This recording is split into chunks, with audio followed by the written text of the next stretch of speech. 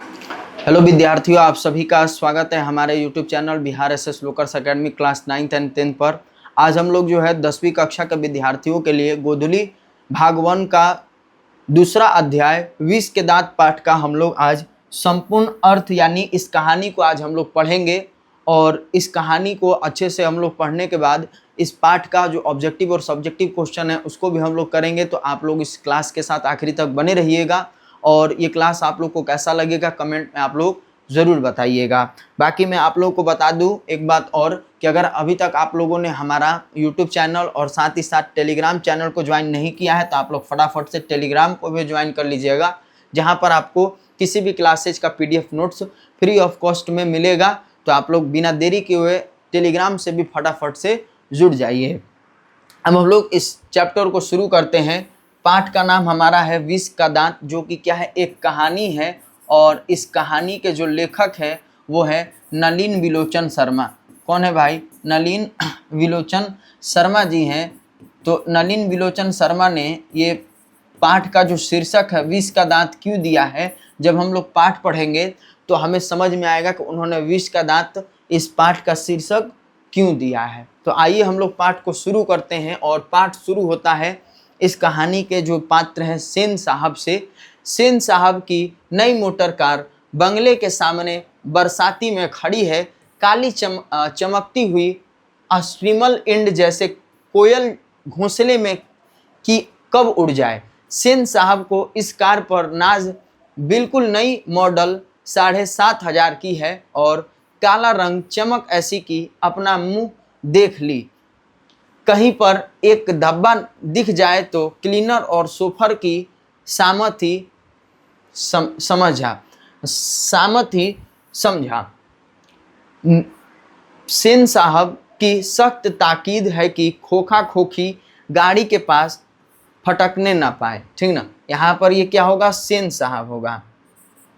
कहने का यहाँ पर मतलब क्या होगा, जो ये कहानी शुरू हो रही है सेन साहब के मोटर कार से शुरू हो रही। जो नई मोटर कार थी वो चमक रही थी, वो काले रंग की थी और इतनी चमक रही थी कि कोई भी इंसान अपना उसमें चेहरा भी देख ले। और बड़ा मतलब कि वो सख्त मिजाज के थे, अपने नौकरों को हिदायत दिए थे। ठीक ना, क्लीनर और सोफर को जो है वो मतलब कि हिदायत भी दिए थे कि मतलब कि आप कार को देखिए, मतलब इस पर कहीं जो है दाग उग ना लगे। साथ ही साथ जो उनके खोखा और खोखी थे, मतलब इनका जो खोखा मतलब कि लड़का होता है, ठीक, लड़का जो कासू नाम का होता है जो बहुत शरारती होता है, और खोखी इनकी जो है लड़कियां रहती है। ठीक ना, इनकी लड़कियां होती हैं और इनकी 5 लड़कियां रहती हैं। तो 5 लड़कियां जो है ये एकदम शांत, एकदम सुशील, और ये मतलब कि ज़्यादा जो है बदमाशी करने वाली नहीं होती। ये चुपचाप से शांत, जो कह दिया जाए वहीं ये मानती थी। तो उस तरीके की ये लड़कियां थी। तो ज़्यादा बदमाश इनका लड़का कौन था? खोखा था, जिसको मतलब कि पाठ में हम लोग पढ़ेंगे तो कासू इसका नाम बताया गया है। तो ये उनको भी हिदायत दे करके रखे थे कि ये लोग भी जो गाड़ी के पास नहीं भटकना चाहिए, गाड़ी एकदम साफ सुथरा होना चाहिए। फिर आगे क्या होता है कि लड़कियां तो 5 बड़ी सुशील थी। कौन? किसकी? सेन साहब की लड़कियां। और 5-5 ठहरो और 100 भी लड़कियां, मतलब कि तहजीब और तमीज की तो जीती जागती मूरत है। मिस्टर और मिसेज सेन ने उन्हें क्या करना चाहिए यह सिखाया हो या नहीं, क्या क्या नहीं करना चाहिए इसकी उन्हें ऐसी तालीम दी है कि बस क्या ही कहा जाए। मतलब लड़कियों को जो है ना, ये नहीं वो सिखाए कि क्या उनको करना चाहिए, लेकिन ये वो सिखाए हैं कि उनको क्या नहीं करना चाहिए। ये चीज़ वो सिखाए हैं उनके माता पिता लड़कियों को। मतलब लड़कियों पर इतना पाबंदी लगा करके वो रखें, लेकिन अपने बेटे पर नहीं। फिर आगे कहा जा रहा है कि इसलिए उन्हें ऐसी तालीम दी है कि फिर लड़कियां क्या है? कठपुतलियां हैं और उनके माता पिता को इस बात का गर्व है, वह कभी किसी चीज को तोड़ती फोड़ती नहीं थी। मतलब एकदम साधारण थी, लेकिन अपने माता पिता से डरती भी थी, उनकी बातों को मान रही थी, कभी किसी चीज को तोड़ती फोड़ती नहीं थी। लेकिन उनका बेटा जो कासू था वो हमेशा कुछ गलतियां करते रहता था, लेकिन फिर भी वो क्या करते थे? उसको माफ कर देते थे। कहा जा रहा है कि वे दौड़ती हैं और खेलती भी हैं, लेकिन सिर्फ शाम के वक्त, और चूंकि उन्हें सिखाया गया है कि ये बातें उनकी सेहत के लिए ज़रूरी हैं। वे ऐसी मुस्कुराहट अपने होठों पर ला सकती हैं कि सोसाइटी की तारिकाएं भी उनसे कुछ सीखना चाहें तो सीख ले, पर उन्हें खिलखिलाकर किलकारी मारते हुए किसी ने न सुना नहीं। सेन परिवार के मुताबिक रश्क के साथ अपने शरारती बच्चों से झिझ कर कहते हैं कि एक तुम लोगों हो और मिसेज सेन की लड़कियां हैं। अब ये फूल का गमला तोड़ने के लिए बना है, तुम लोगों के मारे घर में कुछ भी तो नहीं रह सकता। मतलब कि कहने का मतलब ये हुआ कि जो सेन साहब के परिवार है, मतलब उसके उनकी लड़कियों को देख करके जो अन्य परिवार के लोग हैं वो अपने बच्चों को डांटते पीटते हैं कि एक सेन साहब की लड़कियां को देखो कितनी मतलब कि सुशील है, शरारती नहीं करती हैं, कुछ तोड़ती फोड़ती नहीं, एक तुम लोग तोड़ते, तो उनसे कुछ सीखो, ठीक ना। तो ये दूसरे लोग जो है वो उनकी लड़कियों को देख करके उदाहरण देते हैं। फिर कहा जा रहा है कि सो जहां तक सेन परिवार की लड़कियों का सवाल है, उनसे मोटर की चमक दमक को कोई खास खतरा नहीं था, लेकिन खोखा भी तो है, खोखा यानी उनका बेटा भी तो है, खोखा जो एक ही है, सबसे छोटा है, और खोखा नाउम्मीद बुढ़ापे की आंखों का तारा है। मतलब इनका जो है उम्मीद भी नहीं था कि इनके घर में एक बेटा होगा, लेकिन नाउम्मीद से जो एक बेटा जन्म लेता है। ठीक, फिर कहा जा रहा है कि यह नहीं कि मिसेज सेन अपना और बुढ़ापे का कोई ताल्लुक किसी हालत में मानने को तैयार हो, और सेन साहब तो सचमुच बूढ़े नहीं लगते, लेकिन मानने लगने की बात छोड़िए, हकीकत तो यह है कि खोखा का आविर्भाव तब जाकर हुआ था जब उसकी कोई उम्मीद दोनों को बाकी न रह गई थी। खोखा जीवन के नियम का अपवाद था, और यह अस्वाभाविक नहीं था कि वह घर के नियमों को भी का भी अपवाद हो। इस तरह मोटर को कोई खतरा हो सकता था तो खोखा से ही होता था। मतलब कि कहा जा रहा है कि जो उन्होंने कार खरीदा था, नया कार, तो उस कार को खतरा किससे ज्यादा था, तो उसके जो बेटे खोखा थे उससे खतरा था, क्योंकि यही ज्यादा जो है क्या करता था, शरारती करता था।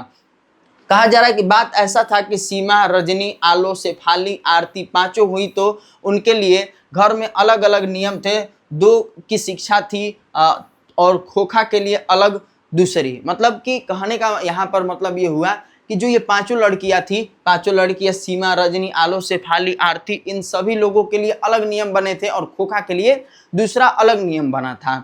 कहा जा रहा है यहाँ पर कि कहने के लिए तो सेन का कहना था कि खोखा आखिर अपने बाप का बेटा ठहरा, उसे तो इंजीनियर होना है, अभी उसमें इसके लक्षण दिखाई पड़ते हैं, इसलिए ट्रेनिंग भी उसे वैसे ही दी जा रही है। बात यह है कि खोखा के दुर्ललित स्वभाव के अनुसार ही सेन ने सिद्धांतों को भी बदल दिया था। मतलब सेन का सिद्धांत ये था कि घर में कुछ टूटे फूटे ना, लड़कियों को इजाजत, ये सब नहीं था, लेकिन खोखा हमेशा तोड़फोड़ करते रहता था। तो सेन साहब को लगता था कि मेरा बेटा इंजीनियर बनेगा, इसलिए वो तोड़फोड़ करके अभी से ही वो प्रैक्टिस कर रहा है, ट्रेनिंग कर रहा है।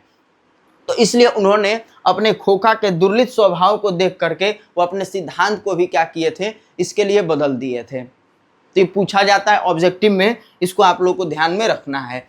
फिर कहा जा रहा है कि अक्सर ऐसा होता है कि सेन परिवार के में दोस्त जो आते हैं, भड़कीले ड्राइंग रूम में बैठते हैं और बातचीत के लिए विषय का अभाव होने पर चर्चा निकल पड़ती है कि किसका लड़का क्या करेगा।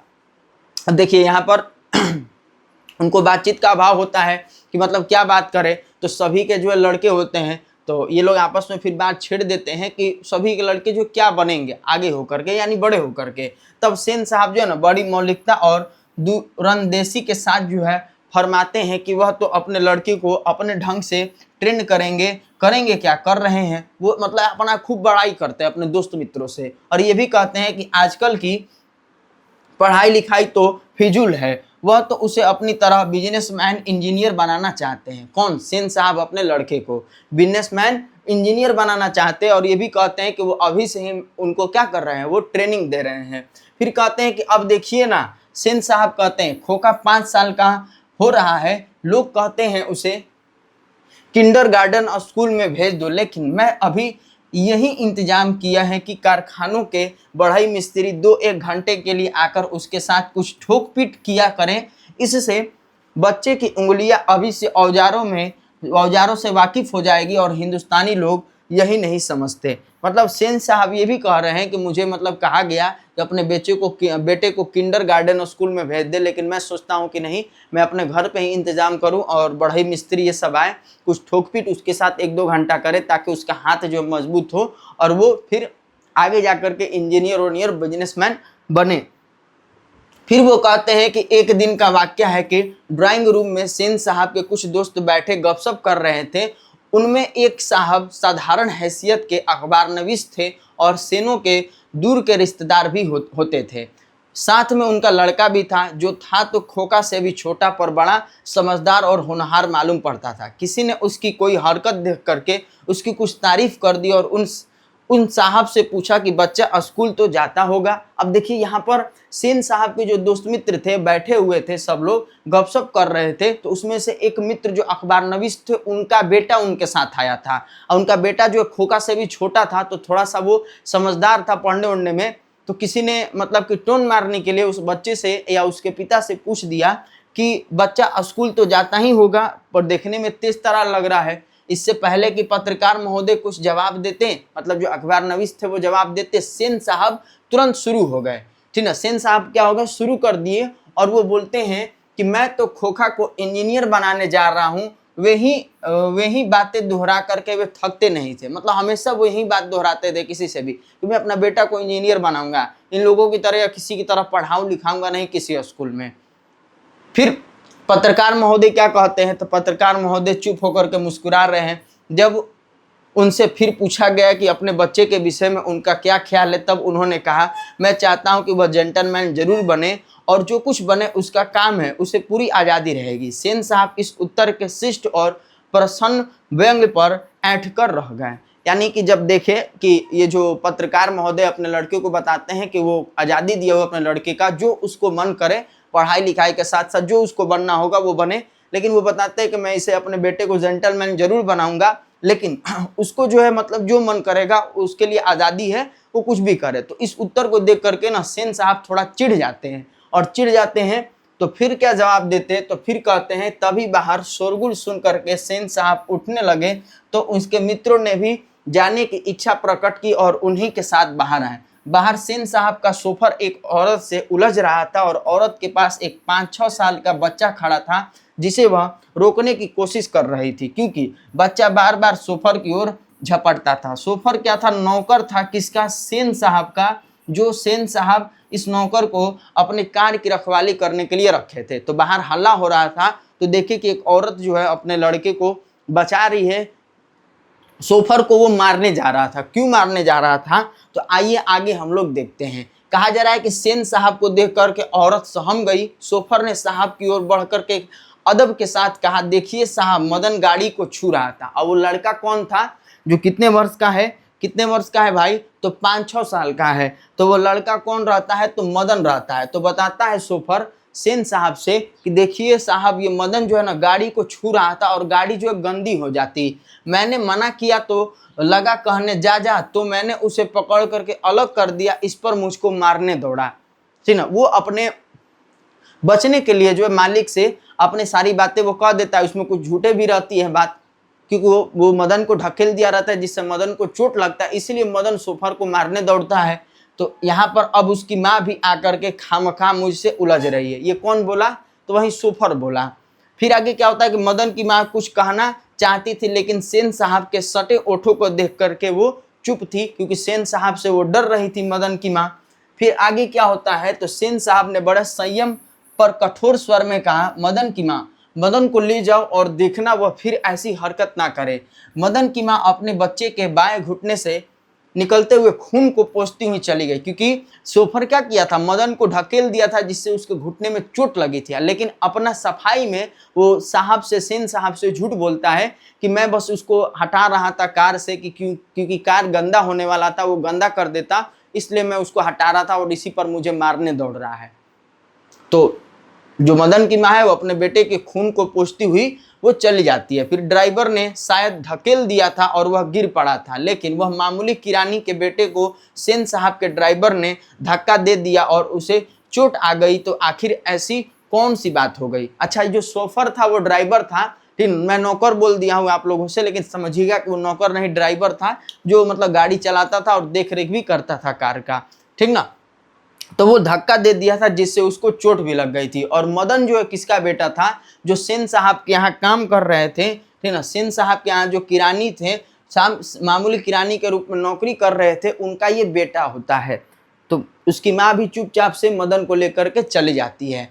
फिर कहा जा रहा है कि ठीक इसी वक्त मोटर के पीछे खटखट की आवाज़ सुनकर सेन साहब लपके, शोफर भी दौड़ा और लोग सीढ़ियों से उतर करके अपनी अपनी गाड़ियों की ओर चले। सभी ने देखा सेन साहब खोखा को गोद में लेकर उसे हल्की मुस्कुराहट के साथ डांट रहे हैं और मोटर की पिछली बत्ती का लाल शीशा चकनाचूर हो गया था। देखिए अब मदन के साथ क्या व्यवहार किया गया, वो बस कार के पास गया तो उसका शोफर जो है ड्राइवर उसको ढकेल दिया, उसको चोट लग गया, उसको मार पीट दिया गया। लेकिन अब कार का पीछे का जो हेडलाइट है वो फोड़ दिया गया, उसको शीशा को चकनाचूर कर दिया गया है सेन साहब के बेटे के द्वारा है। लेकिन सेन साहब अपने बेटे को डांटने के बजाय, मारने के बजाय वो क्या कर रहे हैं, उसको मुस्कुराहट के साथ जो है गोद में उठा करके लेके आ रहे हैं। बताइए कितना अंतर हो गया, अपने बेटे को कितना लाड प्यार कर रहे हैं। वो गलती कर रहा है तो उसको बोल नहीं रहे हैं, लेकिन जो गलती नहीं कर रहा है उसको डांट बोल रहे हैं।